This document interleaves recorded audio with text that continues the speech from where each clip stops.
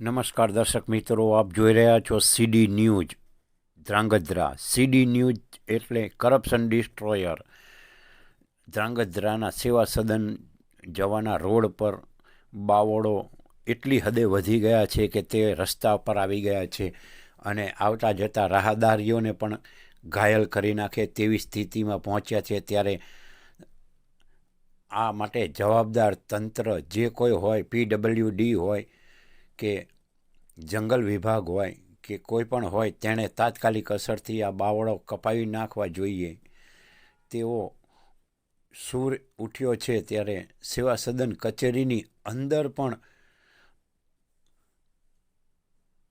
નાના નાના બાવળો ઉગી નીકળ્યા છે અને ટૂંક સમયમાં તે પણ ઘેઘૂર જંગલની શકલ લે તેવી શક્યતાઓ દેખાઈ રહી છે. ત્યારે હજી પણ જો જવાબદાર તંત્ર આ બાવળો નહીં કપાવે તો છાયા માટે ઉગાડેલા ઝાડોની આજુબાજુ પણ બાવળોનું સામ્રાજ્ય ફેલાઈ જશે. ત્યારે કપાવશે કે શું? આ માટે જવાબદાર કોણ?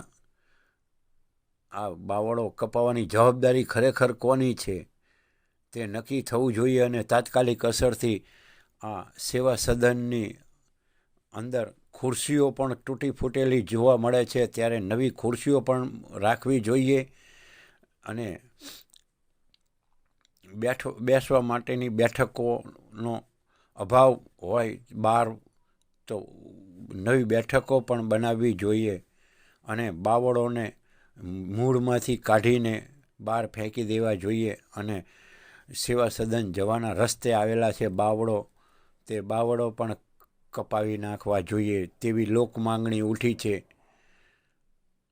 હું જયસિંહભાઈ પઢિયાર આપની સાથે છું અને આપ જોઈ શકો છો કે નાના નાના બાવળો કમ્પાઉન્ડની અંદર પણ ઉગી ગયા છે. આભાર.